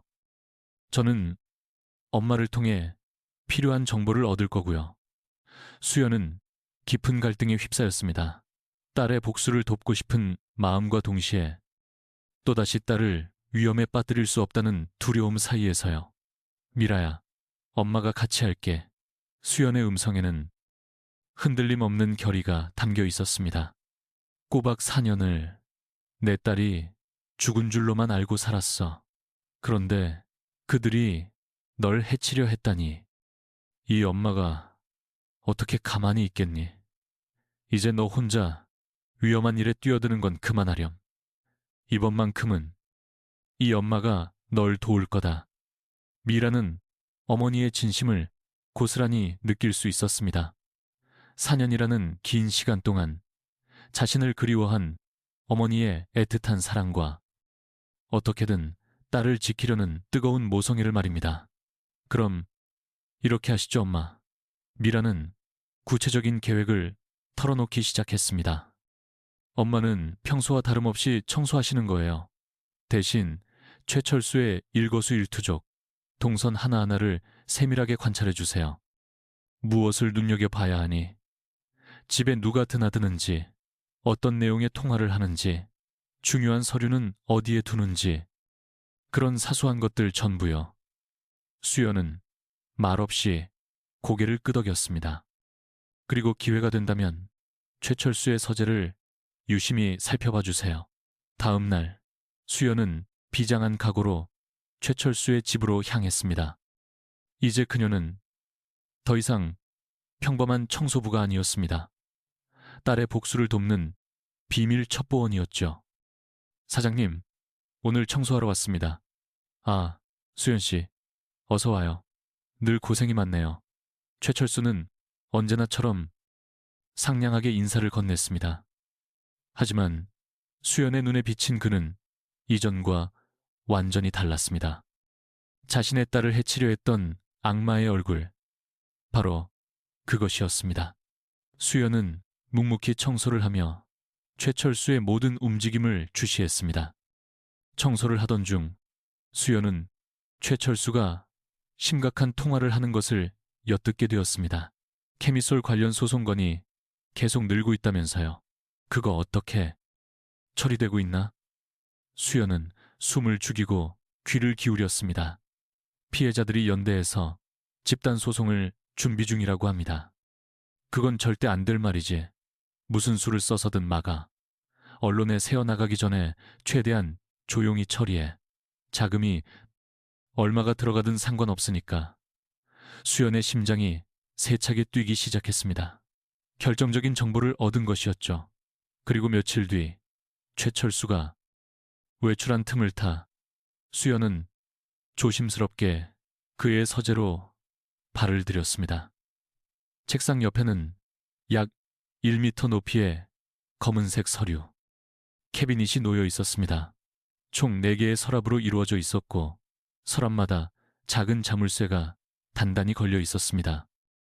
미라가 찾던 증거가 이 안에 있을까? 수연은 마른 침을 삼키며 캐비닛을 샅샅이 훑어보았습니다. 서랍 손잡이에 손을 대고 당겨보았지만 꿈쩍도 하지 않았습니다. 하지만 망설이고 있을 시간이 없었습니다. 최철수가 언제 들이닥칠지 모를 일이었으니까요. 그렇다면 열쇠는 어디에 뒀을까? 수연은 서재 안을 샅샅이 뒤지기 시작했습니다. 책상 서랍과 책장 뒤편, 심지어 액자 뒤까지 샅샅이 살폈죠. 바로 그때 책상 서랍 가장 깊숙한 곳에서 작은 열쇠 꾸러미를 발견했습니다. 자그마한 열쇠, 여러 개가 고리 하나에 꿰어져 있었습니다. 혹시 이게 그 서류, 캐비닛 열쇠일까? 하지만 확인할 틈도 없이 현관 쪽에서 소리가 났어요. 수연은 황급히 열쇠를 제자리에 되돌려 놓고 아무 일 없다는 듯 청소를 계속했습니다. 일주일에 한 번 수연과 미라는 은밀히 만나 정보를 교환했어요. 누군가의 감시를 의식해 만나는 장소는 매번 달랐습니다. 엄마, 정말 완벽하게 해내고 계세요. 미라는 어머니가 가져온 귀한 정보들을 보며 혀를 내둘렀어요. 케미솔 집단 소송건도 그렇고 정말 결정적인 단서예요. 서류 캐비닛 위치까지 알아내셨네요. 근데 미라야, 열쇠는 어떡하지? 그건 제게 방법이 있어요. 우선 그 열쇠의 모양과 크기를 정확히 파악해 주시겠어요? 사진만 있으면 복사할 수 있거든요. 미라의 설명이 이어졌습니다. 스마트폰으로 열쇠를 정밀하게 찍어주세요. 앞면과 뒷면, 양쪽 모두요. 그럼 제가 복제할 수 있어요. 그런 게 정말 가능하니? 네. 요즘 기술로는 충분해요. 제가 아는 전문가가 있거든요. 수연은 믿기지 않으면서도 한편으로는 불안한 마음이 들었어요. 하지만 열쇠를 꺼내 사진 찍을 시간이 문제일 텐데 최철수가 샤워를 하거나 통화에 몰두할 때 그 짧은 틈을 노리세요. 최철수가 다급한 전화를 받으며 베란다로 나가는 것이 보였어요. 지금이다. 수연은 망설임 없이 서재로 들어가 책상 서랍을 열었습니다. 손에 잡히는 열쇠 꾸러미를 꺼내 들어 떨리는 손으로 하나씩 카메라에 담기 시작했어요. 작은 열쇠는 모두 6개. 어느 것이 캐비닛 열쇠인지 몰라 전부 다 촬영해야만 했어요. 바로 그때 최철수의 목소리가 등 뒤에서 들려오는 듯 가까워졌어요. 알겠습니다. 그런데 케이스 칸공네 타라는 니분 제가 직접 처리하도록 하죠. 수연은 심장이 굳는 듯 황급히 열쇠를 되돌려 놓고 청소 도구를 집어들었어요. 미라는 수연이 목숨 걸고 찍어온 열쇠 사진들을 보며 감탄을 금치 못했어요. 이제 복사만 하면 캐비닛을 열 수 있어요. 하지만 미라야, 이건 너무 위험한 일 아니니? 엄마, 이제 정말 마지막 고비예요. 저 캐비닛 안의 서류만 우리 손에 들어오면 모든 증거는 완벽해져요. 미라의 두 눈은 결연한 의지로 불타고 있었어요. 그렇게 되면 최철수와 금명화학을 한 번에 무너뜨릴 수 있어요. 수연은 딸의 단호한 얼굴을 보며 말없이 고개를 끄덕였습니다. 무려 4년 동안 치밀하게 준비해온 복수가 마침내 그 끝을 향해 달려가고 있었습니다. 모녀의 아슬아슬한 공조는 이제 절정을 눈앞에 두고 있었어요. 엄마, 열쇠 복사가 완료됐어요. 미라가 내민 작은 봉투 안에는 새로 복제된 열쇠들이 들어 있었어요. 사진과 똑같은 모양의 열쇠 6개였죠. 사진 한 장으로 정말 이런 게 만들어지는구나. 수연은 신기함과 동시에 심장이 조여오는 긴장감을 느꼈어요. 이 6개 중에 어느 것이 캐비닛 열쇠인지는 직접 하나씩 맞춰보는 수밖에 없어요. 미라는 어머니에게 복제된 열쇠 뭉치를 건네며 속삭였어요. 엄마, 이번 주 목요일이 디데이예요. 최철수가 대구 출장 간다고 했죠? 결전의 목요일 아침, 최철수는 평소보다 서둘러 집을 나섰습니다. 늦어도 밤 9시 전에는 들어올 거요. 최철수가 수연을 향해 말했어요. 네, 그럼 저는 늘 하던 대로 청소 마무리하고 가겠습니다. 수연의 목소리는 담담했지만 가방 안에 숨겨둔 열쇠들의 무게가 천근만근 심장을 짓눌렀어요. 오전 10시 드넓은 저택에 수연 홀로 남게 되었습니다. 마침내 운명의 시간이 다가온 것입니다. 수연은 애써 태연하게 거실 청소부터 시작했어요. 혹시 모를 감시의 눈을 의식하며 모든 행동을 최대한 자연스럽게 보여야만 했기 때문입니다. 심장이 미친 듯이 뛰어 손끝마저 저려왔습니다. 걸레를 쥔 손은 이미 힘이 풀려 있었죠. 않았습니다. 진정하자, 수연아. 미라를 위해서라면 해야 해. 수연은 스스로를 타이르며 조심스럽게 서재문을 열었습니다. 책상 옆 검은색 캐비닛이 묵묵히 자리를 지키고 있었어요. 4개의 서랍에 달린 자물쇠들이 마치 그녀를 시험하는 듯 했습니다. 수연은 떨리는 손으로 첫 번째 열쇠를 집어들었죠. 꺼내들었습니다. 가장 작고 평범해 보이는 열쇠였어요.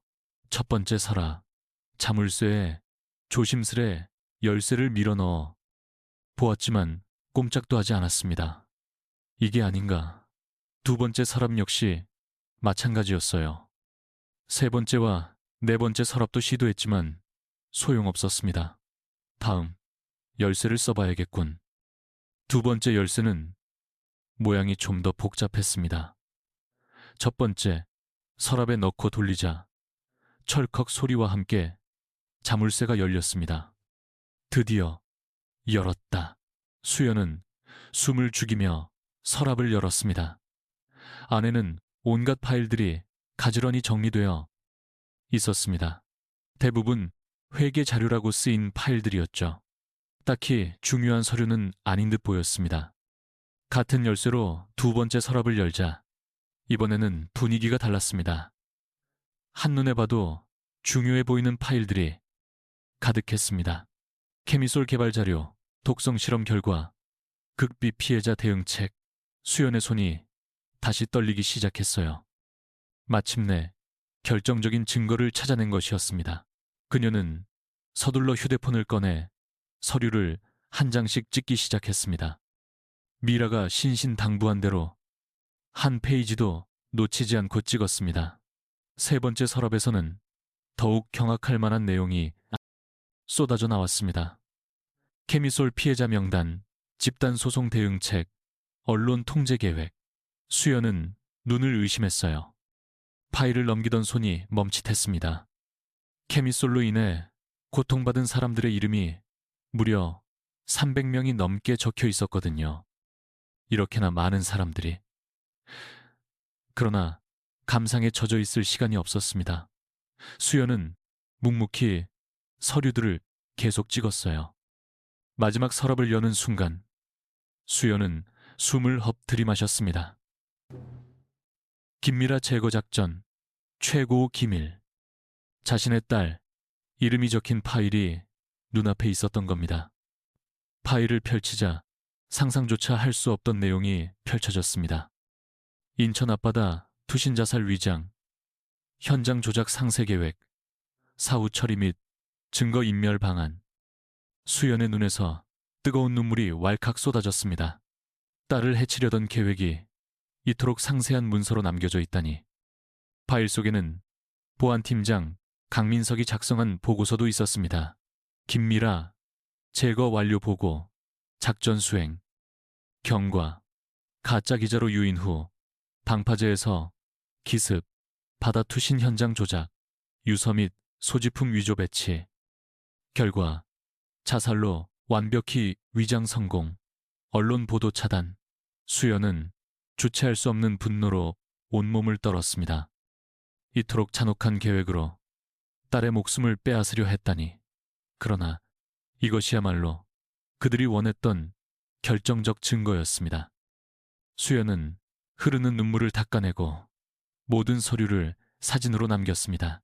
케미솔 독성 자료와 피해자 명단, 은폐 계획서, 그리고 딸의 살해 계획까지 총 80여 장의 사진을 모두 찍었습니다. 이 증거들이라면 금명화학을 송두리째 무너뜨릴 수 있었습니다. 이제 모든 게 끝이야. 수연은 서류를 원래대로 정리해 서랍에 넣은 뒤 다시 자물쇠를 완벽하게 잠갔습니다. 바로 그 순간 현관문에서 열쇠가 돌아가는 소리가 들려왔습니다. 누구지? 수연의 심장이 바닥으로 곤두박질 쳤습니다. 예상치 못하게 최철수가 훨씬 일찍 돌아왔습니다. 수연 씨, 안에 있어? 그의 목소리가 문 밖에서 점점 다가왔습니다. 수연은 황급히 복사한 열쇠를 가방 깊숙이 감추고는 청소 도구를 집어들었죠. 어머, 사장님, 일찍 오셨군요. 수연은 최대한 태연하게 인사했습니다. 약속이 파토나서요. 서재를 청소하고 계셨군요. 네. 책장에 쌓인 먼지를 좀 닦고 있었습니다. 최철수는 미심쩍은 눈초리로 서재 내부를 훑어보았습니다. 그의 시선은 서류 캐비닛에 머물렀습니다. 혹시 내 서류함 가까이에서 청소했습니까? 아닙니다. 손대지 말라고 하셔서요. 다행히 캐비닛의 모습은 조금도 달라지지 않은 상태였습니다. 그런데 수연 씨, 요즘 안색이 전과 달라 보이는군. 최철수가 예리하게 그녀를 쏘아붙였습니다. 그런가요? 별일은 없습니다만. 혹시 무슨 어려운 일이라도 겪고 있는 거 아니요? 수연의 심장이 철렁 내려앉았습니다.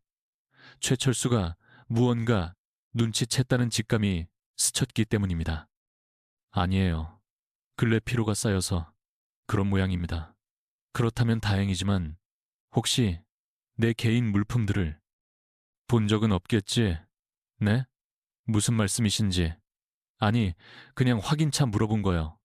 그날 밤 수연은 서둘러 미라와 접선했습니다. 장소는 평소보다 훨씬 더 비밀스러운 곳이었죠. 엄마, 정말 해내셨군요.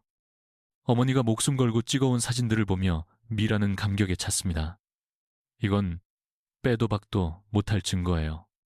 케미솔의 독성 실험 자료, 수많은 피해자 명단, 그리고 자신의 암살 계획서를 발견한 순간 미라의 표정이 차갑게 굳었습니다. 이걸로 최철수와 금명화학을 한 번에 끝장낼 수 있어요. 하지만 그자가 날 의심하는 눈치야. 수연이 불안한 목소리로 말했습니다. 걱정 마세요, 엄마. 증거가 우리 손에 있으니 이제부턴 우리가 유리해요. 미라는 흔들림 없는 목소리로 답했습니다. 내일 당장 김미라 제 본래 신분을 되찾고서 검찰에 이 모든 증거를 넘길 겁니다. 정말 이제 다 끝나는 거니? 네, 엄마. 지독했던 4년의 악몽이 드디어 끝나는 거예요. 수연은 딸의 손을 힘주어 잡았습니다. 길고 어두웠던 터널의 끝에서 마침내 한 줄기 빛이 보였습니다. 하지만 미라야, 우리의 신변은 정말 안전한 걸까? 이제 모든 증거는 우리 손에 있으니 우리가 사라진다 해도 진실은 사라지지 않아요. 오히려 우리 신변에 문제가 생기면 그들이 더 큰 의심을 살 겁니다. 모녀는 서로를 마주보며 희망이 가득한 미소를 나눴습니다. 정의가 승리할 그날이 바로 눈앞이었습니다. 그리고 사흘 뒤 미라는 말끔한 정장 차림으로 서울중앙지검 앞에 섰습니다. 무려 4년 만에 김미라 자신의 진짜 이름으로 세상에 다시 서는 순간이었습니다. 정말로 괜찮은 거니? 수연이 염려스러운 듯 물었습니다. 네, 엄마. 이제 더는 두렵지 않아요. 미라는 가방 속 USB를 손에 쥐며 말했습니다. 그 작은 기억장치 안에는 금명화학을 침몰시킬 모든 증거가 담겨 있었습니다. 그럼 들어가죠. 미라와 수연은 함께 어깨를 나란히 한 채 검찰청으로 발을 들였습니다. 이 자료들이 전부 사실이란 말입니까? 사건 담당인 박정민 검사는 미라가 내민 증거들을 확인하고는 경악을 금치 못했습니다. 케미솔 독성 보고서, 300명이 넘는 피해자들의 명단, 그리고 미라 본인의 암살 시도 계획서까지 있었기 때문입니다. 네, 하나부터 열까지 모두 사실입니다. 미라가 힘주어 말했습니다. 저는 4년 전 이 진실을 세상에 알리려다 금명화학의 손에 목숨을 잃을 뻔한 피해자입니다. 하지만 기적처럼 살아남아 이 모든 증거를 모았습니다. 박 검사는 고개를 저었죠. 이건 단순 기업 비리를 넘어선 살인 미수 사건입니다. 그날 오후 검찰은 즉시 금명화학의 전격적인 수사에 착수했습니다. 압수수색 영장을 든 수사관들이 회사로 향했죠. 최철수와 강민석 보안팀장에 대한 체포영장도 동시에 발부되었습니다. 금명화학 최철수 대표를 산업안전보건법 위반 및 살인미수 혐의로 긴급 체포합니다.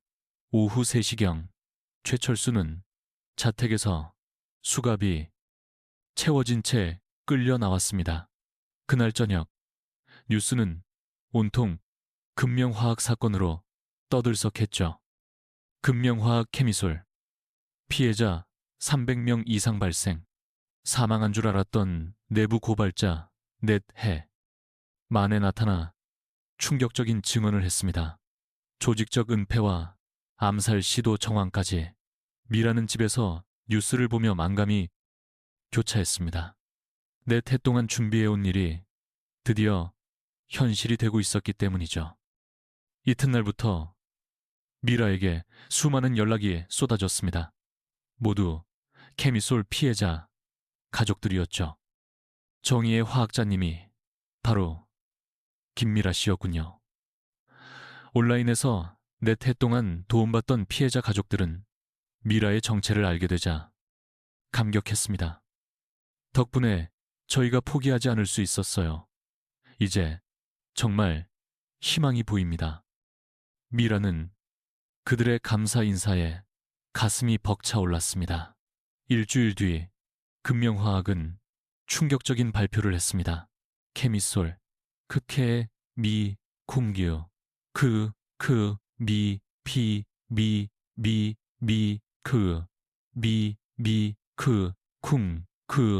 쿵, 쿵규, 전 제품 생산, 즉각 중단 및 전량 리콜, 회사 운영 중단과 폐업 절차 착수, 피해자 보상을 위한 특별기금, 5천억 원 조성.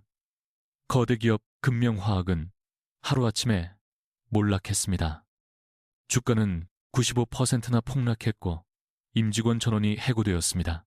법정에선 최철수는 이전의 당당함을 완전히 잃은 모습이었습니다.